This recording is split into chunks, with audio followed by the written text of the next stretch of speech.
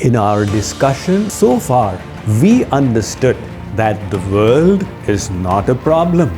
Our attachment to it is the problem. The attachment could be to a person, to objects, to the pleasure from gratification, to power, to any subtle thing.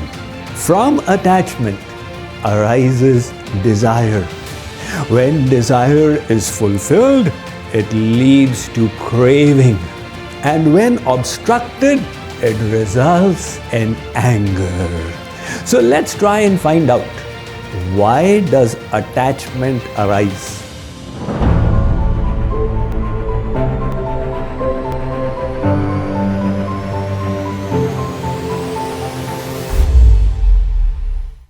If we are not attached anywhere, then Padma Patra Mivambhasa, we will be like that drop of water on the lotus leaf which sits there unattached. There will be no question of desire.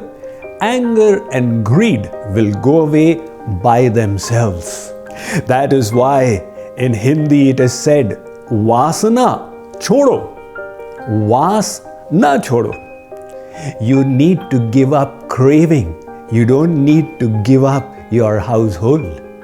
Kamana chodo, Kam na chodo. Give up desire. You don't have to stop working. Arjun, before listening to the knowledge of the Bhagavad Gita, he was a warrior. After hearing the 18 chapters, he was still a warrior. What changed? Karmanne vadhikaraste ma phaleshu kadachana. He gave up attachment to the results of his actions. So this attachment is the cause of the world sitting within us. If we can release it, we will be free while living in this very realm. So let's try and find out, why does attachment arise? After all, not everyone is attached to the same thing. Somebody is completely crazy over cricket. In India, there are cricket widows. The husband is so married to cricket, he's got no time for his wife. Somebody else is so attached to the wife, he's got time for nothing else.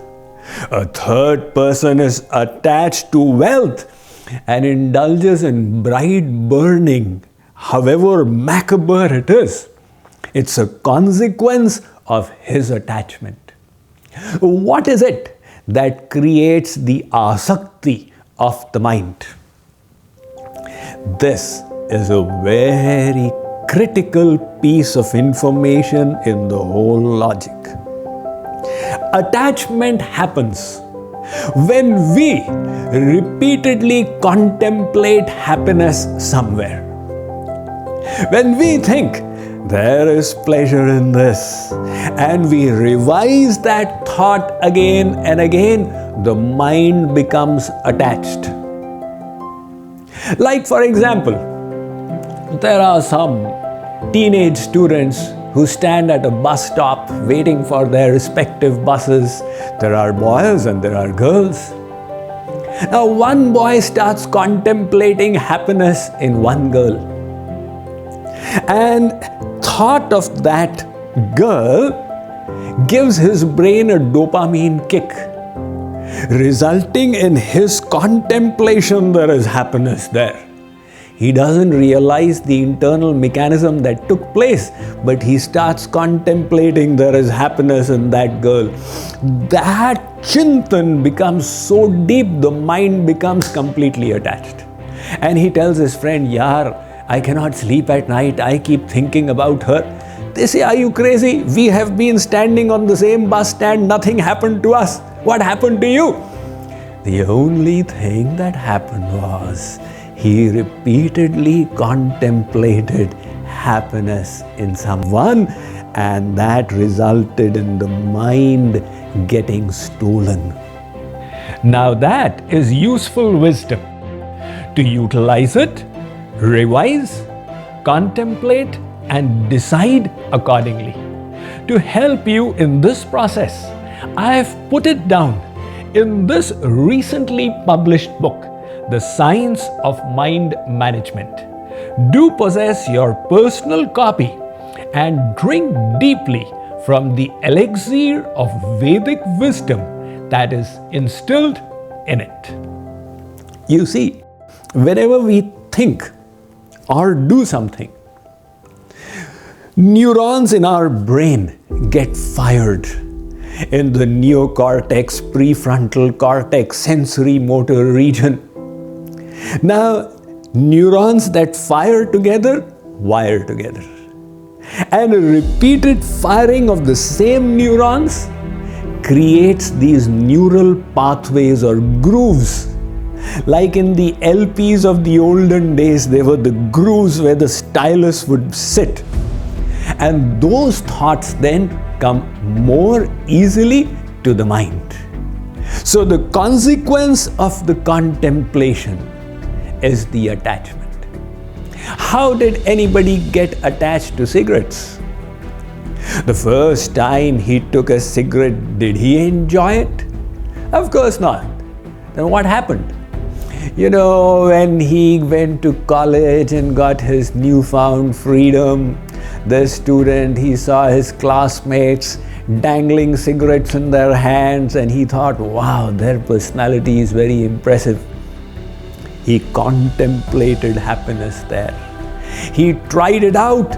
It was a terrible experience. He coughed, his eyes became red, but there was a little kick, a little teeny weeny bit of pleasure, and he started contemplating it. The consequence, he was now smoking 1 cigarette a day, and then it increased to 2 a day, and then 10 a day. And one day he has become a chain smoker. The same cigarette now comes and pinches him in his brain. Smoke me, I will not let you live in peace. Somebody said the definition of a cigarette is what? A pipe that has got smoke at one end and a fool at the other. That fool knows that the Surgeon General warns that cigarette smoking is injurious to health. He says, yes, never mind. Why is this person behaving so insanely? Because of his attachment. This kind of addiction grips the mind, whether it's addiction to drugs or anything else. And it always starts with contemplation, chintan. One more example to seal the point. How do people become attached to tea? If you tell them, stop taking it, they say, you know, Swamiji, if I don't take tea, my head will become dizzy. So tell me, in India, 200 years ago, nobody was drinking tea. Was everybody's head dizzy? There were great yogis and munis. How come they were normal? There was a time when in the entire world, tea was drunk only in England. But when they ruled India, they realized there's so many people here. If we give them all the vyasan, the addiction to tea, our market will expand. And the old people tell us 70, 80 years ago, vans used to come to the residential areas and give free cups of tea. Slowly, people started developing the relish. And then they started charging 1 paise per cup. That increased to 5 paise, then 25 paise, 50 paise, 1 rupee, and now for 10 rupees you'll be lucky if you get a little cup of tea. People have become attached. Why? The same principle, contemplation. So if we contemplate happiness anywhere in this world, what is going to happen? The asakti of the mind will be unavoidable. And when the mind is attached, it is unavoidable that we will develop desires for that object, that person, that situation, that pleasure. And when desire arises, it can have only two results: fulfillment or unfulfillment. Fulfillment leads to craving or greed. Unfulfillment leads to distress and anger. And all of this arose from attachment. Let me give you an example to explain the whole logic now in one place. This is the story of the great Swamiji Rishi, whose name is there in the Rig Veda.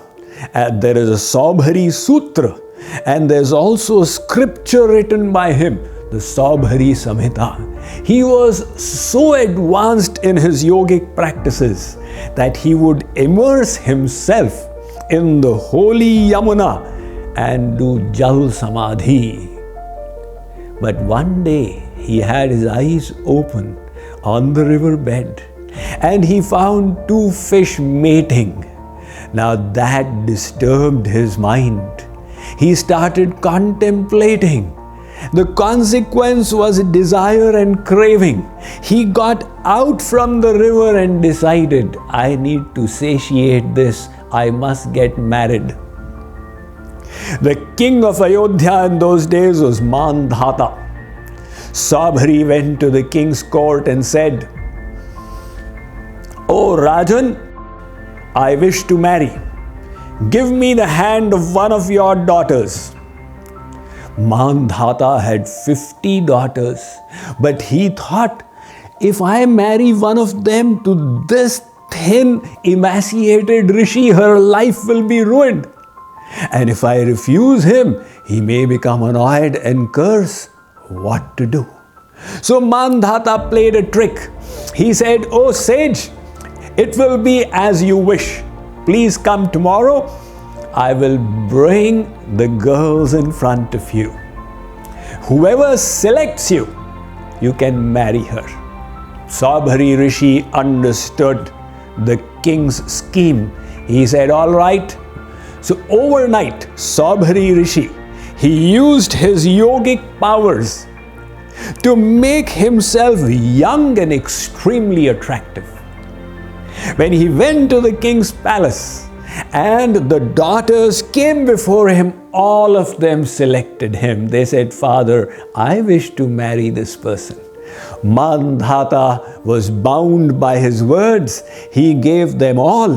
And he wondered, now how will they all live with this one sage?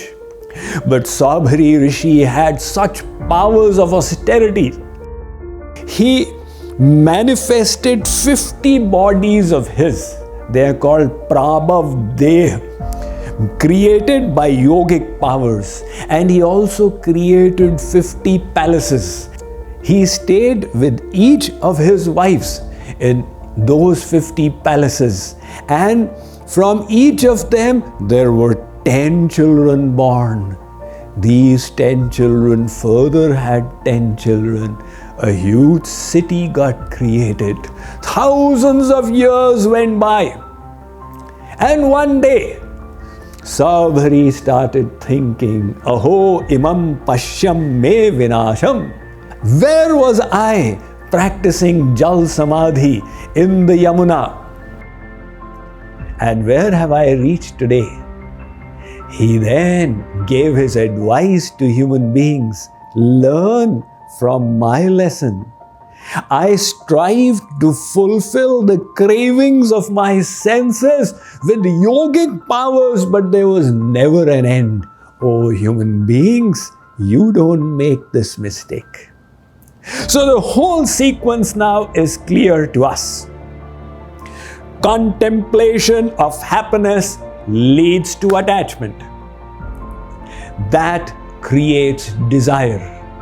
its fulfillment results in greed, and unfulfillment in anger.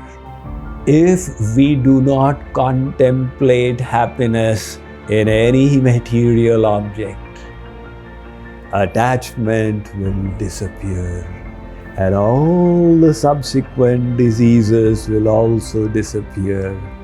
So let's try and figure out then, what is the reason for us contemplating happiness anywhere in this world? The final link in this chain. We will discuss it next time.